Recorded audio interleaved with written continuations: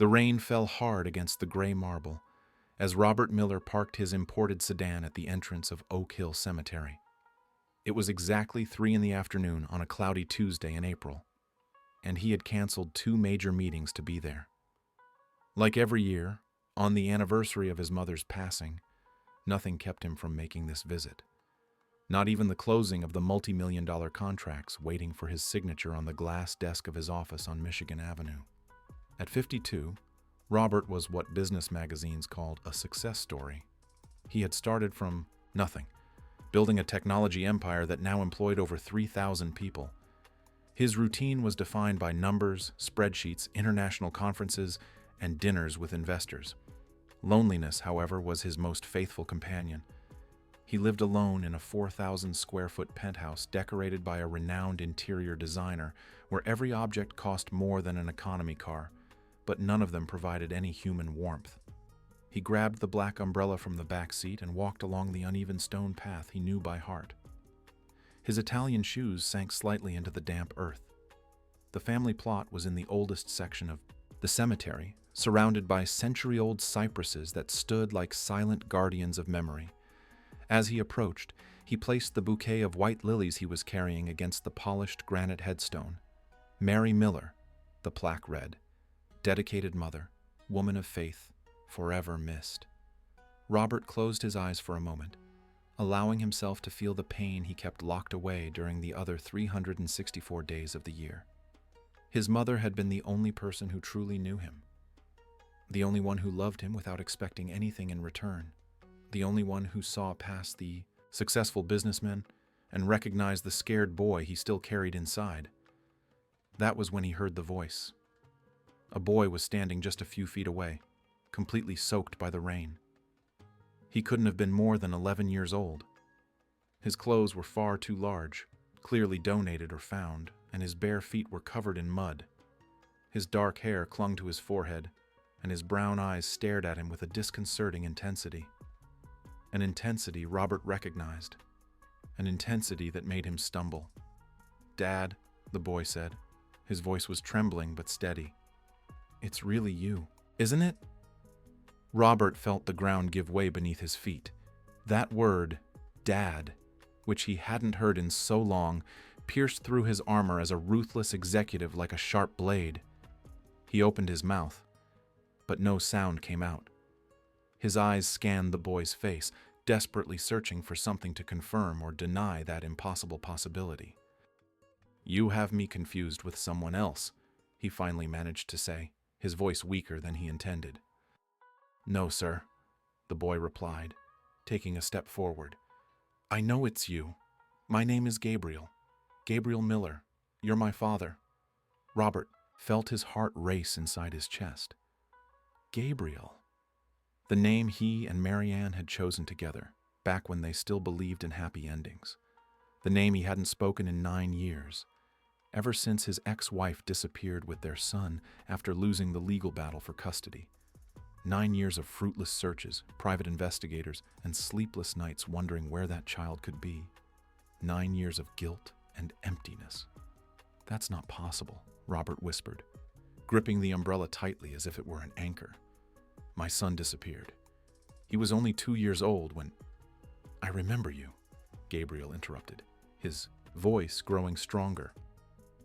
"I remember our house. It had a garden with a stone fountain where birds used to live. My room was light blue and had stars that glowed in the dark stuck to the ceiling. You gave me a bath every night and told me stories about a dragon named Sparky who lived in the clouds." Robert felt his legs go weak. Those details. No one could have known those details. The stone fountain he had installed when Marianne got pregnant. The room he had decorated personally, sticking those fluorescent stars up one by one. The improvised stories about Sparky the dragon, a character he had invented just for his son. And there was a song, Gabriel continued, tears now mixing with the rain on his face. A song only you sang to me. It was about a little boat on the sea and a boy who had a father who would always come to get him, no matter where he was. Gabriel's voice began to sing softly, out of tune and hesitant, but unmistakable. It was the lullaby Robert had composed during a sleepless night, blending melodies from his own childhood with verses he had created specifically to soothe baby Gabriel's crying. A song he had never recorded, never shared, and never sang to anyone else. Robert let the umbrella fall. The rain immediately soaked his designer suit, but he didn't care. He took 3 long strides and fell to his knees in the mud, bringing himself to the boy's eye level. With trembling hands, he held Gabriel's thin face, studying every feature. The brown eyes were identical to his own. The shape of the nose, the way the eyebrow arched, the small dimple in the chin. It was like looking at a childhood photograph of himself. "My God," Robert whispered, his voice breaking. "It's you. It's really you." Gabriel began to cry openly now, deep sobs shaking his frail body. Robert pulled him into a tight hug, feeling the fragility of the child who was his son. How much weight had he lost? How many meals had he skipped? How much suffering did he carry on those narrow shoulders? "Where have you been?" Robert asked, pulling Gabriel back just enough to see his face. "Where is your mother? Why are you alone? Why are you in this condition?" "Mom got sick," Gabriel replied, wiping his nose with the back of his hand. "She couldn't take care of me anymore. I've been living on the street for 2 years. I sleep under the awning of the bakery on the corner of Clark Street. Sometimes I get some change helping people carry groceries at the market. But I never forgot you, Dad. Never. And when I saw your photo in the newspaper, in a report about businessmen in the city, I knew that one day I would find you." Robert felt an overwhelming mix of emotions. Anger at Marianne for doing this to the child. Guilt for not being able to find him sooner. Immense relief for finally having him back. And a love so deep, so violent, that it threatened to tear his chest in two. "You're not going to spend another second on the street," Robert declared, standing up and taking off his blazer to place it over Gabriel's wet shoulders. "You're coming with me right now. You're going home." "For real?" Gabriel asked, his eyes wide with hope and disbelief. "For real," Robert confirmed, taking his son's small, cold hand. "I've spent the last 9 years looking for you. Now that I've found you, I'm never letting you go again." As they walked toward the car, Gabriel looked back at the grave where the bouquet of white lilies lay. "Was she my grandmother?" he asked. "She was," Robert replied, following his son's gaze. "She would have loved to meet the man you're going to become." Robert opened the car door, and Gabriel climbed in slowly, as if fearing it was all a dream he would wake up from at any moment. The soft leather seat, the new car smell, the digital dashboard glowing softly. Everything was so different from the cold awnings and wet cardboard he had known for the last 2 years. "Are you hungry?" Robert asked, turning the heater to the maximum. "Always," Gabriel replied with painful sincerity. Robert felt his heart tighten again. He grabbed his phone and dialed his assistant. "Christine, cancel everything on my schedule for the next 15 days. Everything. No exceptions. And I need you to do a few things for me urgently." He went through a detailed list. Proper clothes for an 11-year-old boy. Nutritious food. Personal hygiene items. Everything a child would need. Christine, efficient as always, didn't ask questions. She simply confirmed she would have everything ready in less than 2 hours. During the drive to the penthouse, Robert looked at Gabriel from time to time, still unable to fully believe it. The boy kept his hands folded in his lap, his eyes fixed on the landscape passing by the window. The city he had known only by its streets, now seen from the comfort of a luxury car. "We're going to stop by the hospital first," Robert said, making a decision. "I need to make sure you're okay. Exams, shots, whatever you need." Gabriel just nodded, quiet. He was used to not questioning, to accepting whatever life offered him. Robert recognized that resignation and vowed to himself that he was going to change it. He was going to give his son back the ability to dream, to want, to demand the best that life could offer.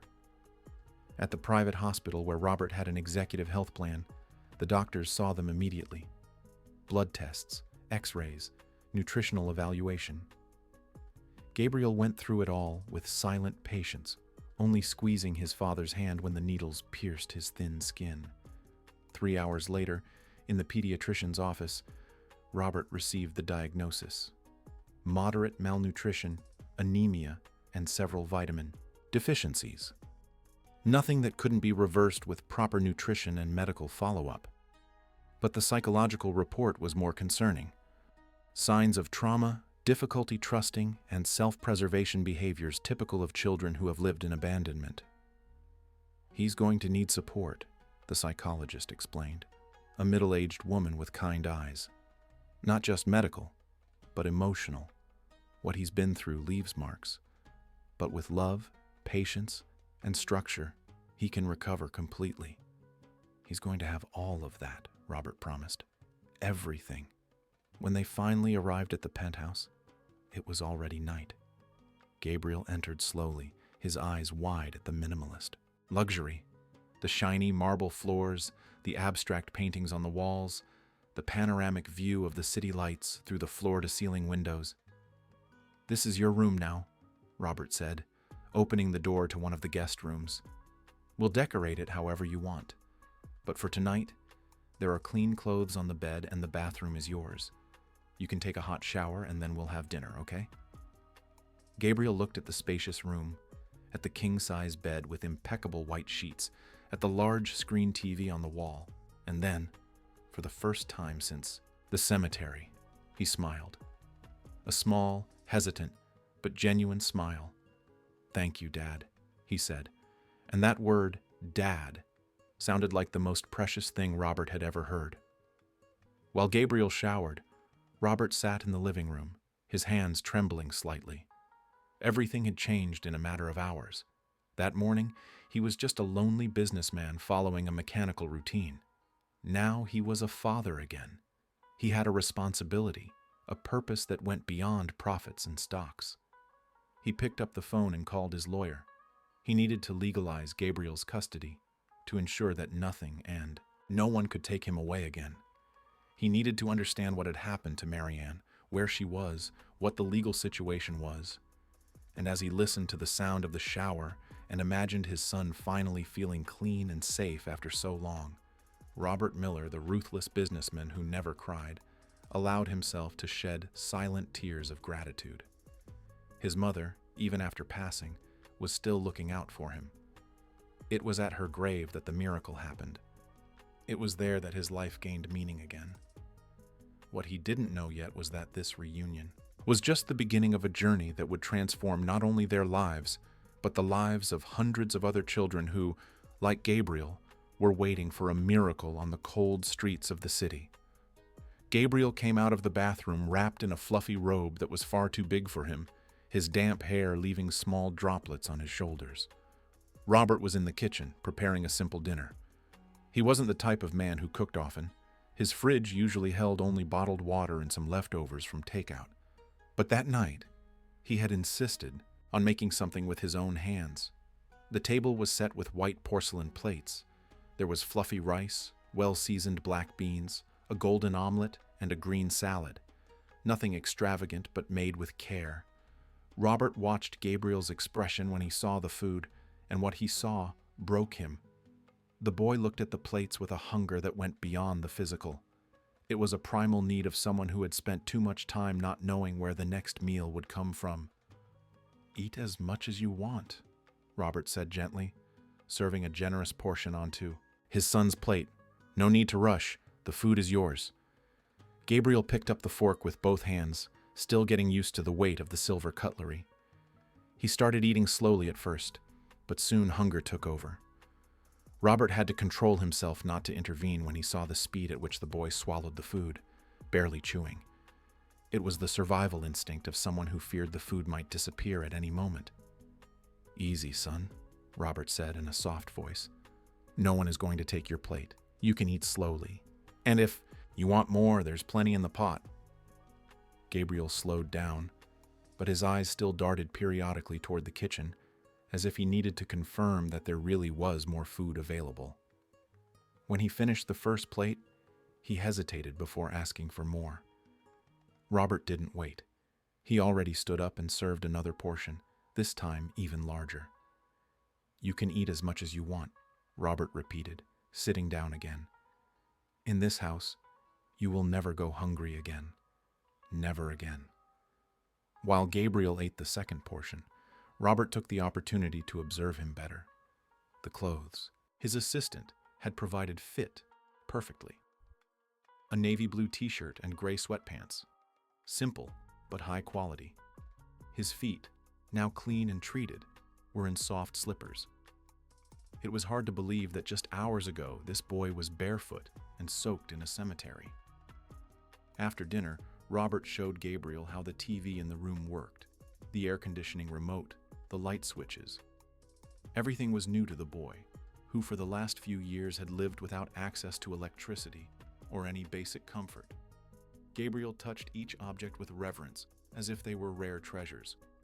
"If you need anything during the night, my room is right there," Robert indicated, pointing down the hallway.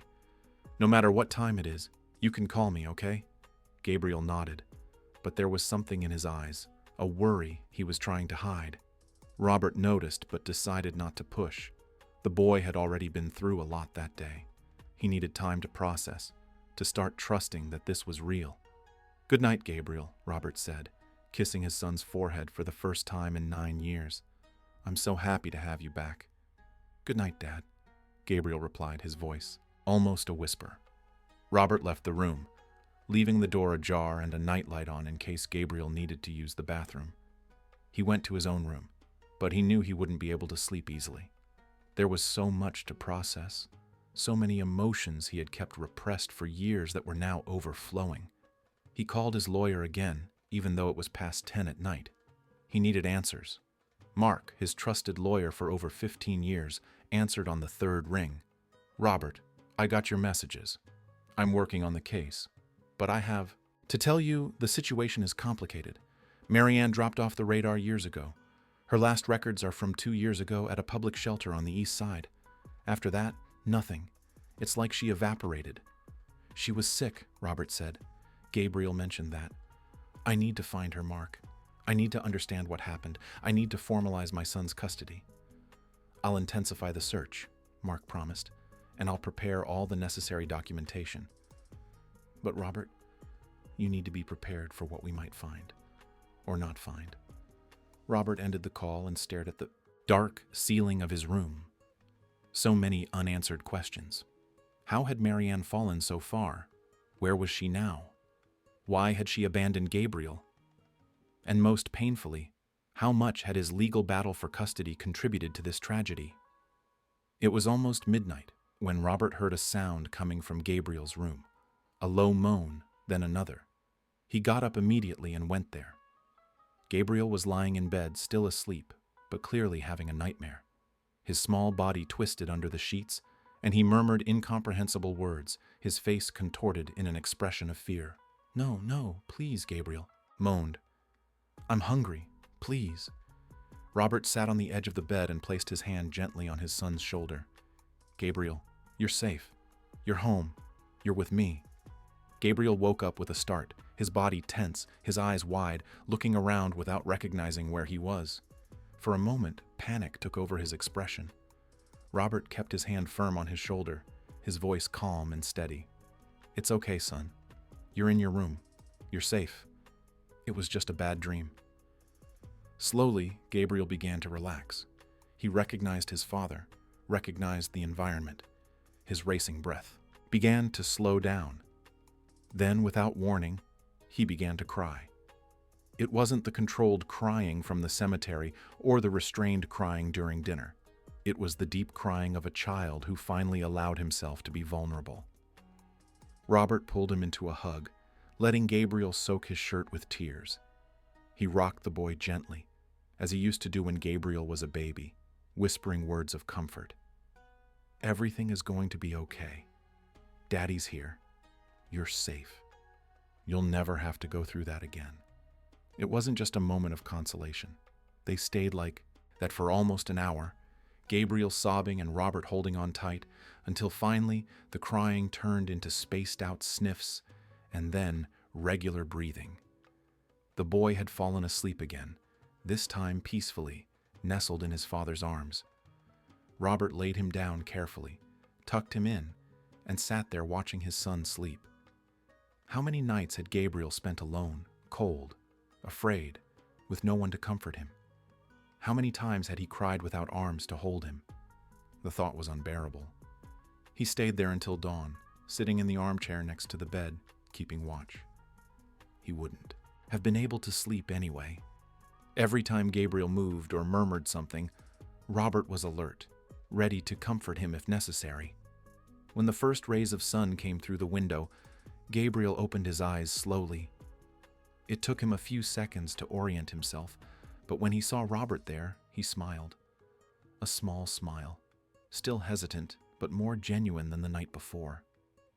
"Good morning," Robert said. "Did you sleep well after the nightmare?" Gabriel nodded, rubbing his eyes. "Sorry for waking you up, sir." "Never apologize for needing me," Robert replied firmly. "And you can call me Dad. You don't have to call me sir." "Aye, Dad," Gabriel said, testing the word on his tongue as if it were a rare candy. Breakfast was a calmer meal. Robert made pancakes with honey, fresh orange juice, and fruit. Gabriel ate more slowly this time, but Robert noticed a curious behavior. The boy hid half a pancake inside the pocket of his robe when he thought no one was looking. Robert felt his heart tighten, but he said nothing. He recognized the behavior. He had read about it in the reports the hospital psychologist had emailed him during the night. Children who have experienced hunger develop the habit of hoarding food, even when there is plenty available. It's a survival mechanism that takes time to disappear. After breakfast, Robert had an important talk with Gabriel. "Son, today we're going to the records office and the courthouse. I need to legalize your situation to make sure you stay with me legally. Do you agree with that? Do you want to stay here with me?" Gabriel's eyes filled with tears again. He nodded vigorously, unable to speak. "Then that's what we're going to do," Robert said. "But before that, I want you to know something. No matter what happens, no matter how long it takes, you are my son, and you will continue to be. Nothing and no one will change that." The trip to the records office and the courthouse was faster than Robert expected. His lawyer had already prepared all the necessary documentation. Gabriel's birth certificate was updated with Robert's name as the father. Medical records from the hospital confirmed the biological relationship through blood type and obvious physical traits. Since Marianne was missing and there was no custody dispute, the judge granted immediate temporary custody with the promise to make it permanent as soon as the situation was fully clarified. "Congratulations," the judge said, a man with gray hair and a kind gaze. "You have a handsome son. Take good care of him." "I will," Robert promised, "with my life." In the following days, Robert canceled all professional commitments and dedicated every minute to Gabriel. They went together to buy new clothes, choosing each piece carefully. Gabriel, who had never had the chance to choose anything, was marveled by the possibility of deciding between a blue or green t-shirt, one brand of sneakers or another. They also went to the supermarket, and Robert let Gabriel choose what he wanted to eat. The boy walked through the aisles with wide eyes, touching the products on the shelves as if he couldn't believe all of it was available. He chose simple things: pasta, rice, beans, fruit. Nothing extravagant. Robert put everything Gabriel asked for in the cart, plus a few things he thought the boy would like. In the checkout line, Gabriel saw a woman with a small child. The child was crying, asking for a chocolate bar. The mother, visibly tired, patiently refused, explaining she didn't have money for treats that month. Gabriel watched the scene and then pulled Robert's sleeve. "Dad," he whispered, "can I give my money to that lady so she can buy the chocolate for the boy?" Robert felt a lump in his throat. "What money, son?" Gabriel reached into his pocket and pulled out a few crumpled coins, $3.50. Probably everything he had managed to save in weeks of informal work on the streets. "It was all I had," Gabriel explained. "But now I don't need it anymore. I have you. There's food at home. Can I help them? Can I?" Robert had to blink several times to hold back tears. He knelt down to Gabriel's level and held his small hands that were still clutching the coins. "You are an incredible person, you know that," Robert said, his voice thick with emotion. "Of course you can help. But keep your coins. I'll give the money to the lady." Robert approached the woman discreetly and offered a $50 bill. At first she refused, embarrassed, but when Robert explained that his son really wanted the boy to have the chocolate, she accepted with tears in her eyes and a sincere thank you. On the way back home, Gabriel was quiet, thoughtful. Robert respected the silence, but when they got to the penthouse, the boy finally spoke.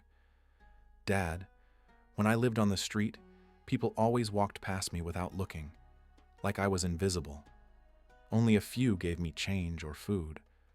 I always wanted to be able to help other people too. Now that I have everything, can I do that?" Robert sat on the sofa and pulled Gabriel close to him. "Not only can you, but you should. Helping others is one of the most important things we can do in life, and I'm going to help you do that in the best way possible." It was at that moment that Robert began to see not just the son he had recovered, but the exceptional man Gabriel could become. A boy who, even after losing everything, had not lost his compassion, who, even after suffering, still wanted to alleviate the suffering of others. And Robert vowed to himself that he would nurture that kindness, that he would give Gabriel all the tools necessary to transform his empathy into real action, into concrete change in the world. But before that, he needed to help his son heal the wounds that were still open. And the first of those wounds, the deepest one, still needed to be faced. The question about Marianne, about what had happened to her, still hung over them like an inevitable shadow. The call came on a Thursday morning, 2 weeks after the reunion at the cemetery. Robert was helping Gabriel with the homework his private tutor had left when the cell phone vibrated. It was Mark, the lawyer. His voice was heavy, carrying news he clearly didn't want to give. "Robert, we found Marianne," Mark said after a long pause. "She's admitted to the city hospital on the east side. The situation is grave. The doctors say it's a matter of days, maybe weeks." Robert felt the floor disappear beneath his feet. He looked at Gabriel, who was concentrated on solving math problems, oblivious to the conversation. How would he tell the boy?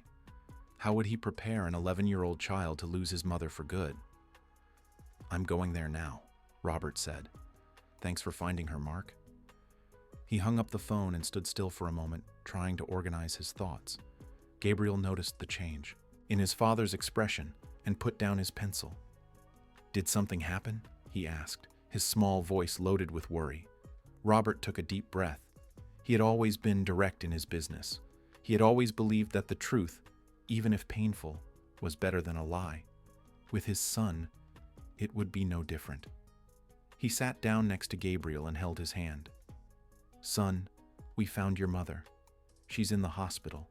She's very sick. The doctors say she doesn't have much time." Gabriel sat motionless, processing the information. His eyes filled with tears. But he didn't cry. He just squeezed Robert's hand tightly. "Can I see her?" he finally asked. "Of course you can," Robert replied. "Do you want to go now?" Gabriel nodded, and together they prepared for the visit. In the car, during the drive to the east side, Gabriel stayed quiet, looking out the window. Robert respected the silence but kept his free hand resting on his son's shoulder, a gesture of silent support. The city hospital was very different from the private clinic where Gabriel had his exams. The hallways were crowded, the smell of disinfectant was strong, and there was a general sense of exhaustion in the peeling light green walls. Robert held Gabriel's hand firmly as they looked for the room indicated by the reception. Marianne was in bed 17 of a 6-bed ward. Robert saw her before she saw them. The woman who had once been his wife, vibrant and full of life, was now unrecognizable. Far too thin, her skin pale, her hair thin and spread across the pillow. She was connected to tubes and monitors that beeped in a constant rhythm. When Marianne saw Gabriel standing in the doorway, her eyes widened. She tried to sit up, but had no strength. Tears began to run down her hollow face. "Gabriel," she whispered, her voice weak. "My boy, you're okay. You're alive." Gabriel let go of Robert's hand and walked slowly to the bed. He looked at his mother for a long moment, and Robert saw a series of emotions pass through his son's eyes: pain, anger, confusion, and finally, something that surprised him: compassion. "Hi, Mom," Gabriel said, his voice trembling but steady. "I'm so sorry," Marianne began, each word seeming to cost an immense effort. "I'm sorry for everything, for running away with you, for not being able to take care of you, for leaving you alone. I failed. I failed as a mother. I failed as a person." Robert stood near the door, giving space for the moment between mother and son, but ready to intervene if necessary. Marianne looked at him over Gabriel's head, and their eyes met. There was so much that could be said, so many accusations that could be made. But Robert saw in her gaze only regret and exhaustion. "Robert," she said, "thank you for taking care of him. Thank you for being the father I couldn't be a mother, too." Robert just nodded, his throat too tight for words. Gabriel pulled up a chair and sat next to the bed, holding his mother's fragile hand. "What happened, Mom? Why did you leave me?" Marianne closed her eyes, tears continuing to flow. "I was sick, Gabriel, not just in my body, but in my head. After I ran away with you, things got worse and worse. I couldn't work, I couldn't think straight. I lost jobs, I lost homes. And when I lost hope, I left you because I thought you'd have a better chance that way. I thought you'd find your father or that someone good would take care of you. I was wrong. I should have come back. I should have asked for help. But I was so lost." Gabriel squeezed her hand harder. "I forgive you, Mom," he said, and Robert felt his heart tighten at the maturity of those words. "You were sick. You did what you could. And in the end, it worked out. I found my dad. I'm home now." Marianne sobbed, a weak and broken sound. "You are better than I ever was. Better than I will ever be. Take care of your father, Gabriel, and let him take care of you." "I will," Gabriel promised. In the following days, Robert and Gabriel visited Marianne daily. The visits were short, as she tired easily, but meaningful. Gabriel told her about his new life, about the penthouse, about the new clothes, about the private school where he would start studying the following week. Marianne listened to it all with a weak smile, her eyes shining with tears of relief, knowing her son was well. Robert, for his part, began to better understand what had happened. He talked to the doctors and social workers. Marianne suffered from a combination of conditions that were never properly treated. When she ran away with Gabriel, she was in an acute episode that only worsened over time. There were no villains in this story, just a succession of tragedies and decisions made by a diseased mind. A week after the first visit, on a Tuesday afternoon, the monitors next to Marianne's bed began to beep irregularly. Robert was alone with her. Gabriel had stayed home with the housekeeper Robert had hired to help with the house and the boys' care. Marianne opened her eyes and looked for Robert. He approached immediately, holding her hand. "Thank you," she murmured, "for not hating me, for letting Gabriel forgive me, for being a better man than I was a woman." "You did the best you could, Marianne," Robert said, and at that moment he truly believed it. The circumstances were bigger than all of us. "Take care of our boy," she asked, her voice almost inaudible. "Make him the man I know he can be." "I will," Robert promised. "Rest now." Marianne closed her eyes for the last time, a soft sigh escaping her lips. The monitors changed to a continuous tone. Nurses and doctors rushed in, but Robert knew it was too late. He stayed holding her hand until they declared what was already evident. When he returned home, he went straight to Gabriel's room. The boy was reading a book, but put it down as soon as he saw his father's expression. He already knew. He didn't need anyone to say it. "She's gone?" he asked simply. "Yes," Robert replied, sitting on the bed next to him. "She was at peace in the end, and her last words were about you, about how special you are, about how much she loved you." Gabriel cried, and Robert cried with him. It wasn't just the loss of Marianne, but the end of a painful chapter, the closing of wounds that had been open for a long time. The funeral was simple, held at a public cemetery on the east side.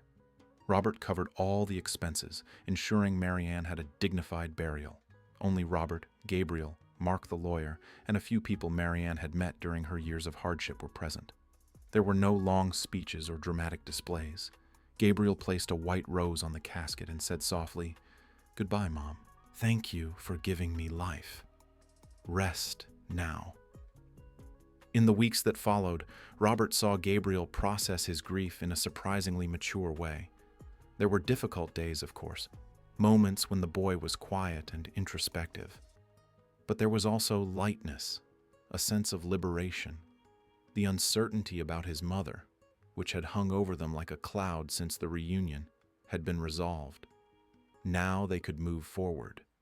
A routine began to establish itself. Gabriel woke up early, had breakfast with Robert, and went to the private school just 10 minutes from the penthouse. Robert adjusted his work hours to be able to drop off and pick up his son personally whenever possible. On days when he couldn't, the housekeeper, Mrs. Higgins, a kind 60-year-old woman, took over the task. The school was a revelation. The teachers quickly noticed that Gabriel, despite the lost years, had an exceptional learning capacity. He absorbed information like a sponge, making connections that impressed even the most experienced educators. The pedagogical coordinator called Robert for a meeting. "Mr. Miller," she said, a woman with red-rimmed glasses and a warm smile, "Gabriel is extraordinary. He's caught up with the class in less than a month, and in some subjects he's already above average. But there's something more. He has a rare empathy. He helps his classmates, he's kind to everyone, and he demonstrates an emotional maturity that isn't common in children his age. He's been through a lot," Robert explained. "He learns fast because he knows the value of the opportunity he has now. We'd like to enroll him in some special programs," the coordinator continued. "Math Olympiads, debate groups, social projects. I believe he would benefit greatly." Robert agreed readily. Anything that helped Gabriel flourish, anything that challenged him and allowed him to reach his full potential, would be provided. At home, father and son developed their own rituals. Every Friday night was pizza and movie night. On Saturday mornings, they went to the park together to run. On Sundays, they visited Mary Miller's grave, where it had all begun. Gabriel liked to bring flowers and tell the grandmother he never met about his week, about his discoveries, about his dreams. It was during one of those visits to the cemetery, 3 months after the reunion, that Gabriel asked a question that would change the course of their lives. "Dad," he said, looking at the marble headstone, "if Grandma hadn't died, you never would have come here that day, and we never would have found each other." "Probably not," Robert agreed. "So something good came out of something sad," Gabriel reflected. "Grandma brought us back together, even after she left." Robert looked at his son, seeing the depth of thought behind those brown eyes. "That's a beautiful way to see things." "I was thinking," Gabriel continued, hesitant. "There are other kids on the street, like I was. Kids who are waiting for a miracle. Couldn't we help them? Couldn't we be their miracle?" Robert felt something move inside his chest. For the first time in years, he felt a purpose that went beyond profits and business growth. He looked at his son, at that boy who, even after losing so much, only thought about giving. "We can," Robert said, placing his hand on Gabriel's shoulder. "And we will." The idea started small, like a seed planted that afternoon in the cemetery. Robert, accustomed to turning ideas into realities, began to research. He called non-governmental organizations, talked to social workers, visited shelters and support houses. He took Gabriel with him whenever possible, wanting his son to see not just the problems, but also the solutions that already existed and how they could contribute.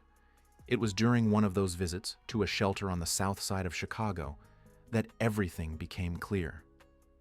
Gabriel was talking to a group of kids in the courtyard, sharing stories about his own time on the streets. Robert watched from a distance, seeing how the other boys and girls opened up to his son, finding hope in his journey.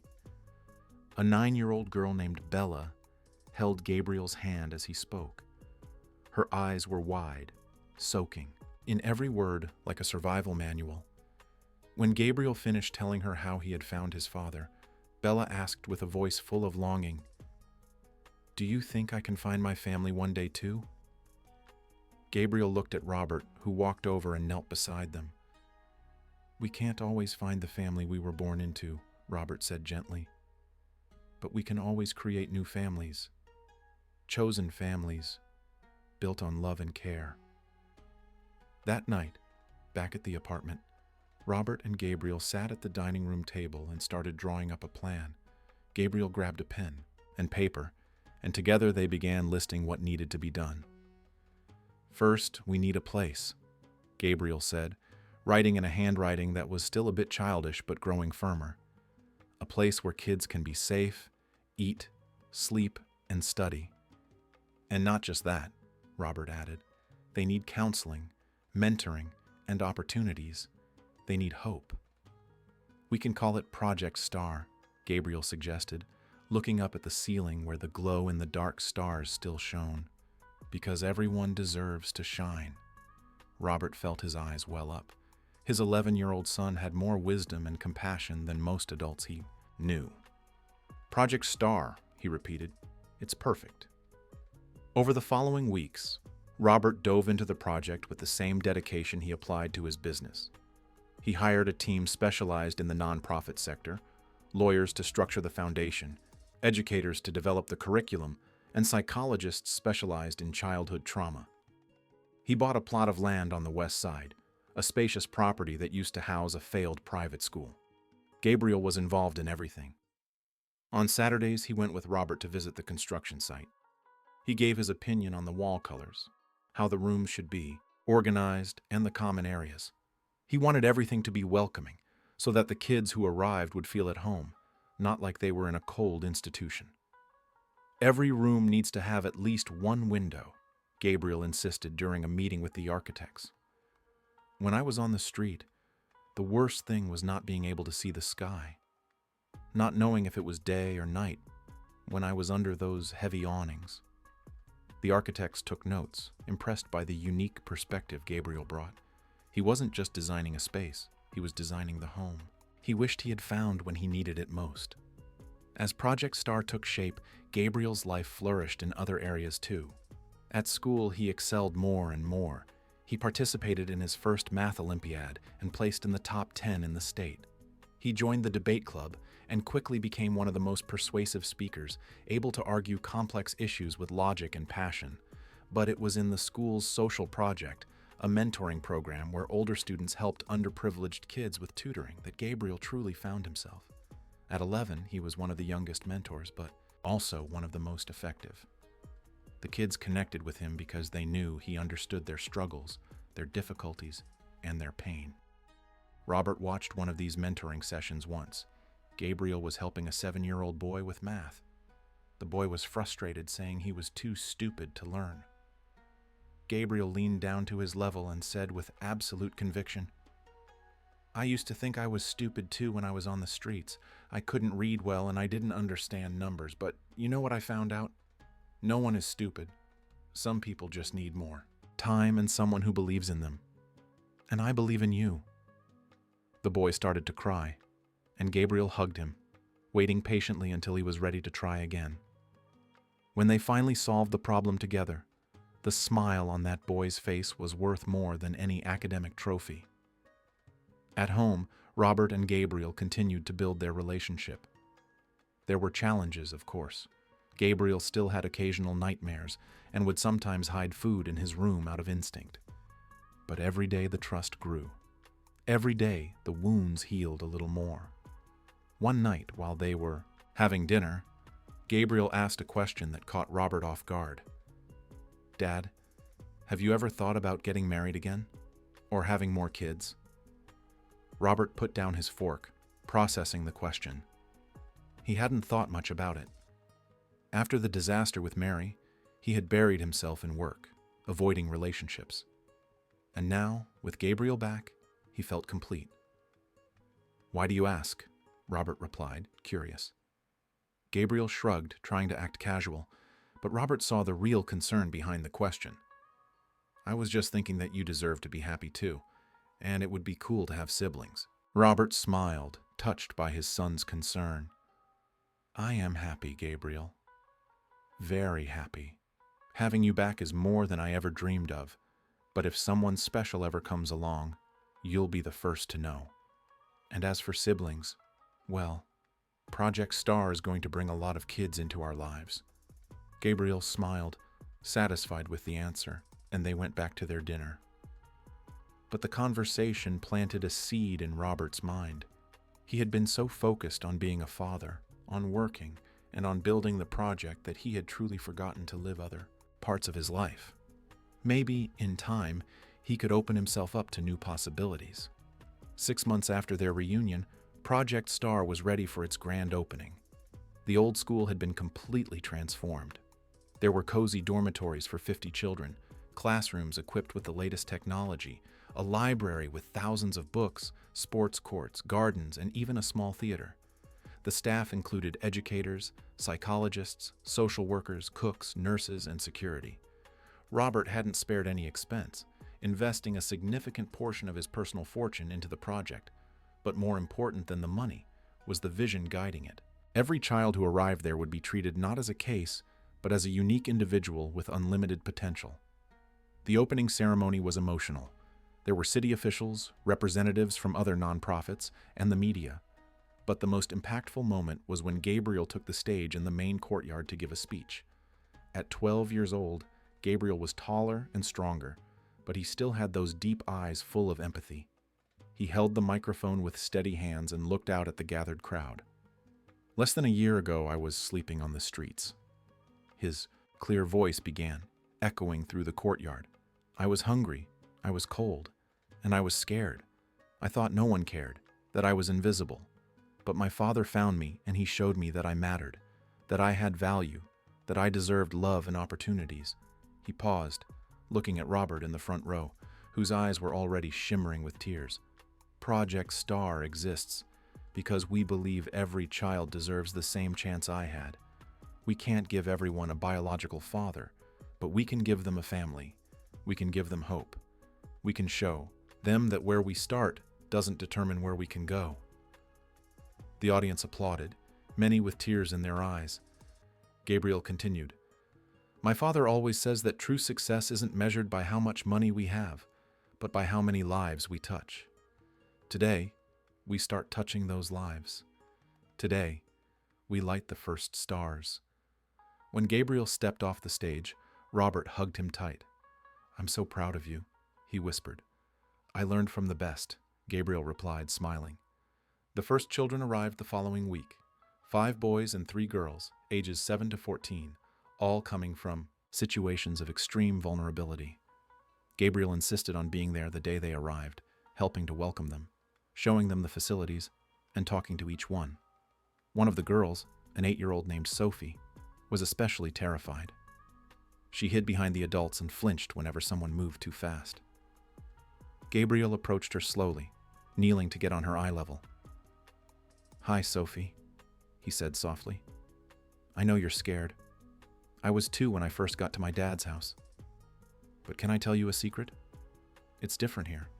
People here actually care." Sophie looked at him with big, suspicious eyes. "How do you know?" "Because I've been where you are," Gabriel answered. "And these people saved me. Now they're going to save you too. But you have to let them. You have to try to trust." Sophie hesitated, but then, slowly, she reached out her hand. Gabriel held it gently and led her to see her new room, talking quietly about the glow-in-the-dark stars on the ceiling, the books on the shelf, and everything that was now hers. Robert watched it all from afar, his heart overflowing. His son, the boy he had found soaked in a cemetery, was now becoming the hope for other children. The circle was closing in a way he could never have imagined. That night, back at home, Robert and Gabriel sat on the couch, tired but satisfied. "You were incredible today," Robert said. "We were incredible," Gabriel corrected. This is ours, Dad. Yours and mine. It belongs to everyone who believes we can change things. And it was only the beginning. Project Star was just the first star. There was an entire constellation yet to be lit. 2 years passed since the opening of Project Star, and the transformation exceeded all expectations. The house that had initially welcomed 8 children now housed 42. The team had grown, the programs had expanded, and the project's reputation was attracting attention from all over the country. Gabriel, now 14, split his time between school, where he continued to excel academically, and the project, where he had become a living symbol of hope. Robert had partially stepped back from managing his tech company, delegating more responsibilities to focus on the social project. He discovered that the satisfaction he felt seeing a child smile for the first time in months was infinitely greater than closing any $1,000,000 deal. His life had gained purpose, meaning, and colors he didn't know existed.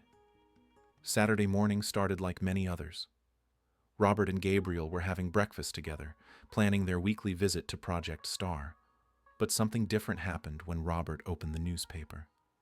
A front-page story showed Gabriel's face next to a headline that read, "Teenager transforms personal tragedy into hope for hundreds of children." "Did you see this?" Robert asked, showing him the paper. Gabriel shrugged, looking a bit embarrassed.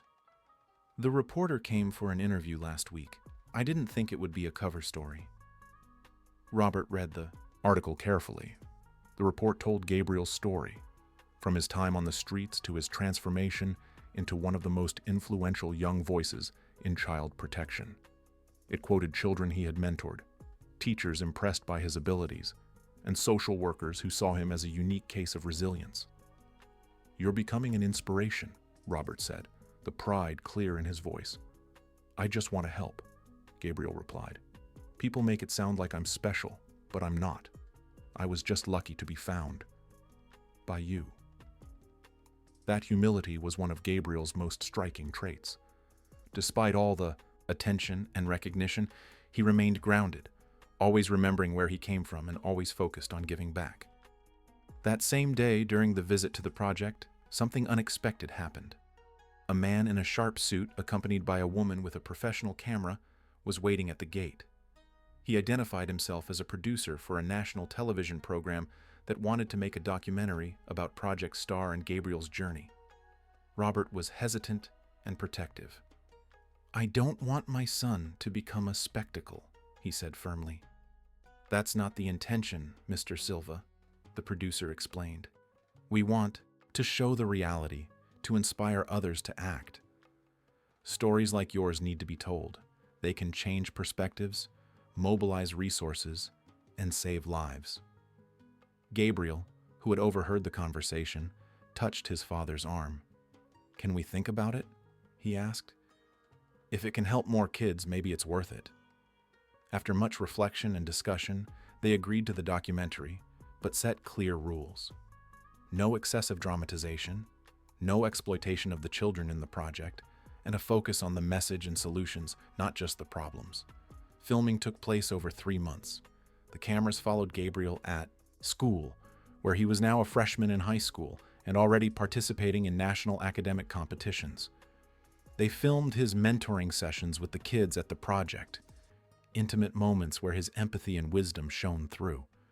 They captured conversations between father and son, showing the genuine and loving relationship they had built. One of the most impactful moments of the documentary was when Gabriel returned to the awning of the bakery where he used to sleep. The cameras followed him as he walked down Broadway, his eyes recognizing every corner, every alley. He stopped in front of the bakery, looking at the narrow space between the wall and the gate where he had spent so many nights. "I used to lie right here," Gabriel explained to the camera, his voice controlled but emotional. "I would wrap cardboard around my body to protect myself from the cold. I'd stay awake listening to the sounds of the street, waiting for dawn. I was so scared. Scared of not waking up, scared of someone hurting me, scared of never getting out of this."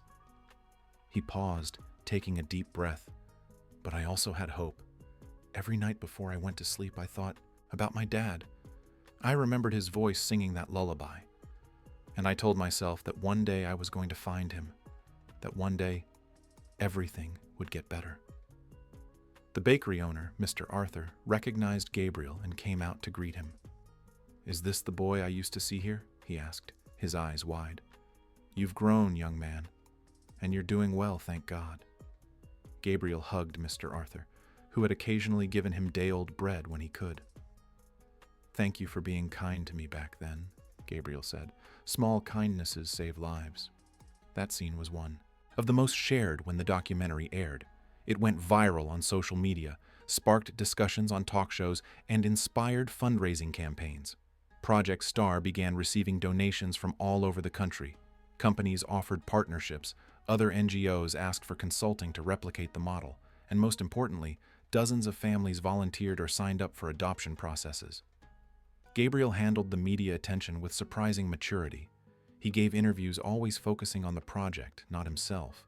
He used every opportunity to talk about the other children, to highlight the importance of psychological support, and to call for more effective public policies. It was during one of these interviews, on a high-rated morning show, that Gabriel made a statement that would stick with people. The host asked what he would say to other children living on the streets. Gabriel looked directly into the camera, knowing millions were watching. "I would tell them not to give up. I know it's hard. I know it feels like no one cares. But you matter.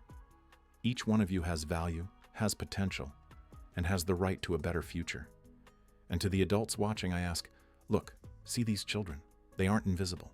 They are sons, daughters, siblings, future doctors, engineers, and artists. They are stars that just need a chance to shine." The studio went silent for a moment, the emotion palpable. Then, applause erupted, not just from the audience present, but from homes across the country. After the show, as they were heading home, Robert asked Gabriel how he felt about all the exposure. Gabriel thought for a moment before answering. "Sometimes it's weird," he admitted. "People look at me like I'm special, but I don't feel that way. I just feel lucky and responsible. If my story can help other kids, then I need to tell it, even if it's uncomfortable sometimes." "You are special, Gabriel," Robert said. "Not because of your story, but because of who you chose to be after it. Many people go through hard times and become bitter. You went through it and became more compassionate." Gabriel smiled, that smile that still had a hint of shyness. "I learned it from you, Dad. You could have just focused on your work, on your own life. But you chose to take me in. You chose to create the project. You chose to make a difference." The dynamic between father and son continued to evolve. Robert was no longer just the provider or the protector. He was a partner, a collaborator in the mission they both embraced. They made decisions about the project together, discussed strategies, and shared responsibilities. Gabriel also began expressing interest in expanding their impact. During dinner one night, he proposed an idea. "Dad, what if we created an exchange program where kids from Project Star could spend time in other countries, learn other languages, and have experiences they normally never would?" Robert considered the proposal. "It's an excellent idea, but how would we select who participates? How would we ensure everyone has a fair shot?" "We could do it based on academic merit and commitment to the project," Gabriel suggested. "But also give preference to those who need a boost in confidence. Some of these kids can't even imagine leaving the neighborhood, let alone the country." Together, they developed the program. Robert used his international contacts to establish partnerships with schools and institutions in countries like the United States, Portugal, Argentina, and South Africa. The first group of 5 young people from Project Star would set off 6 months later for a cultural and educational exchange. Meanwhile, Gabriel continued his own academic journey. At 15, he was being courted by some of the best universities in the country, offering full scholarships. But Gabriel was in no rush. He wanted to finish high school, keep working on the project, and ensure he had a solid foundation before taking the next step. One day, coming home from school, Gabriel found Robert sitting in the living room with a thoughtful expression. He was holding a letter with the United Nations seal. "What's that?" Gabriel asked, sitting down next to his father. "It's an invitation," Robert replied, still processing it. "They want you to speak at an international conference on children's rights in New York, at the UN headquarters." Gabriel's eyes widened. "Seriously? But I'm only 15. Why would they call me?" "Because your voice matters," Robert said. "Because you've lived what many only study. Because you represent hope and real change." Gabriel held the letter, his hands shaking slightly. It was a massive opportunity, terrifying and exciting all at once.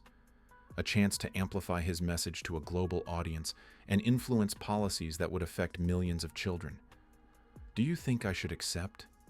he asked, looking for his father's guidance. Robert placed a hand on Gabriel's shoulder. "I think you should do what your heart tells you. But can I tell you something? When I found you in that cemetery, wet and scared, I never could have imagined that 3 years later you'd be invited to speak at the UN. You've already exceeded every expectation. Anything you do from now on is a bonus." Gabriel smiled, the decision forming in his mind. "I'll accept, but you're coming with me, right?" "I wouldn't miss it for the world," Robert promised. And so, 6 weeks later, father and son boarded a flight to New York, ready for the next chapter of a journey that had begun with an unlikely encounter on a rainy afternoon and was now reaching dimensions neither of them had ever dreamed of. New York was exactly as Gabriel had imagined in his childhood dreams, back when he still believed the world had more places than just the streets he knew. The tall buildings touched the sky, the streets buzzed with people from every corner of the planet, and there was an energy in the city that was impossible to ignore. But nothing compared to the moment he and Robert entered the UN building, with the flags of dozens of countries fluttering in the wind. Gabriel was nervous, his hands sweating as he held the speech he had rehearsed hundreds of times. Robert, by his side, noticed the tension and gently touched his shoulder. "You're going to do great," he said with conviction. "Just speak from the heart, like you always do." The international conference brought together world leaders, activists, academics, and representatives from organizations dedicated to children's rights. Gabriel was by far the youngest speaker, and certainly the only one who had personally experienced the vulnerability everyone was talking about. When it was his turn to speak, Gabriel walked up to the podium. The auditorium was packed. Hundreds of faces watched him with expectation. Cameras from dozens of networks captured every move. For a second, he felt like that 11-year-old boy again, small and scared. But then his eyes found Robert in the front row, and he saw the pride and love in his father's gaze. He took a deep breath and began. "Ladies and gentlemen, distinguished members of this conference," he started in fluent English, the result of months of intensive study. "My name is Gabriel Silva. I am 15 years old. And 4 years ago, I was sleeping on the streets of Chicago, not knowing if I would see the next day." The silence in the auditorium was absolute. Everyone present was completely focused on the Brazilian teenager. "I am not here to ask for pity," Gabriel continued. "I am here to share a truth I've learned. No child is born without potential. What determines our future isn't where we are born, or what situation we find ourselves in, but the opportunities we receive and the love we are offered." He told his story concisely but powerfully. He spoke about the days of hunger, the constant fear, and the loneliness that ate at his soul, but he also spoke about reuniting with his father, the transformation that unconditional love brought about, and how a second chance completely changed his path. "My father taught me that true success isn't measured in money or personal achievements," Gabriel said, his voice gaining strength. "It's measured by how many lives we touch, how much love we spread, and how many hopes we ignite. That is why we created Project Star, and that is why I am here today." He presented data about the project, the results achieved, and the lives transformed. But he didn't stop at numbers. He told individual stories, like Sophie's, the 8-year-old girl who had arrived terrified and was now among the top students in her class, like Miguel's, who lived in a landfill and was now studying to be an engineer, like Bella's, who dreamed of being a doctor to care for other children like her. "But we need more," Gabriel declared, looking directly at the audience. "Individual projects are important, but they aren't enough. We need effective public policies. We need governments to invest in education, mental health, and foster care programs. We need society to stop looking at vulnerable children as problems and start seeing them for what they really are, our future." The speech lasted 20 minutes, but it felt like both an eternity and a single moment. When Gabriel finished, the auditorium remained silent for a few seconds. Then, starting with Robert, who stood up with tears in his eyes, the entire audience rose in a standing ovation that lasted over 5 minutes.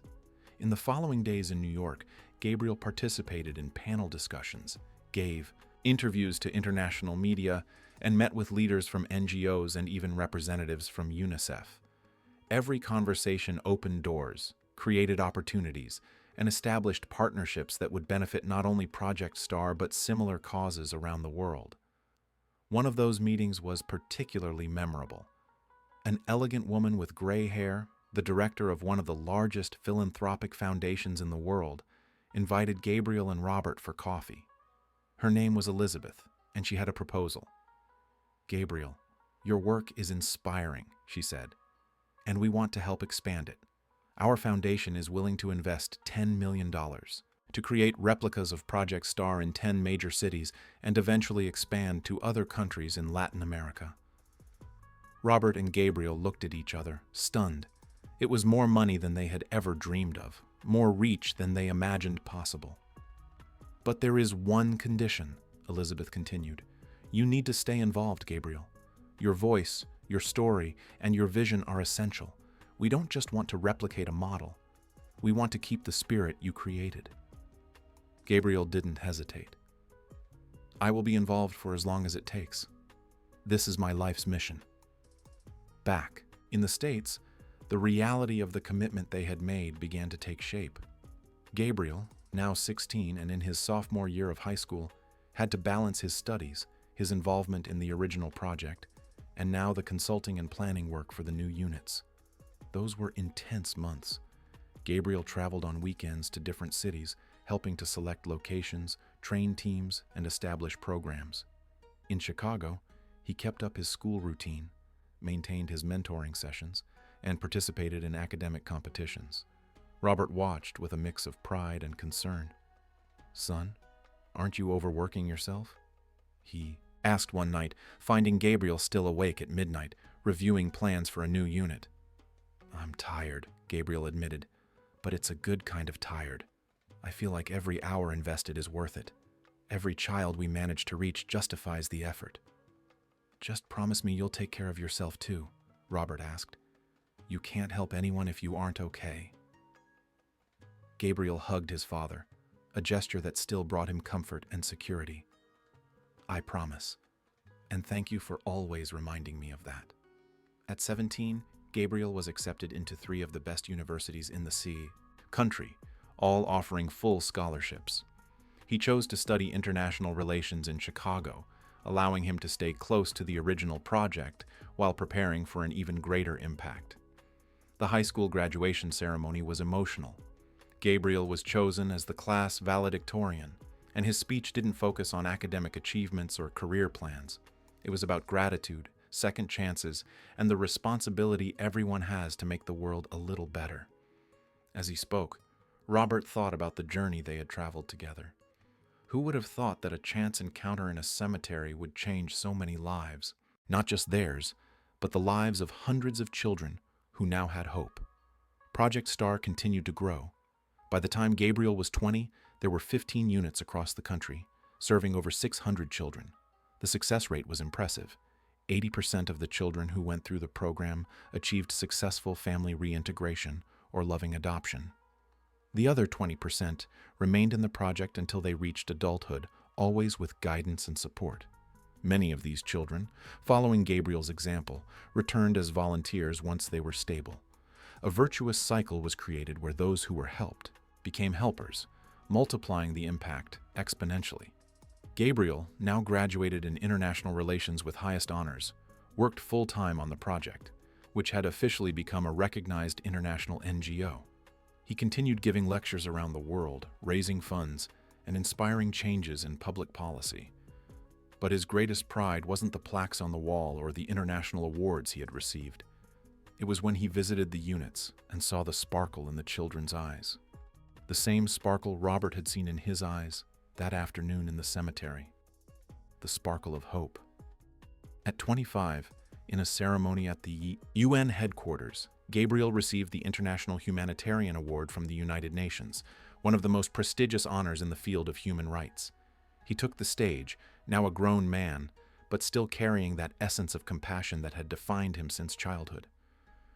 "This award isn't mine," Gabriel said in his acceptance speech. "It belongs to all the children who refuse to give up. It belongs to the educators, psychologists, and volunteers who dedicate their lives to caring for those who need it most. It belongs to the families who open their hearts to adopt.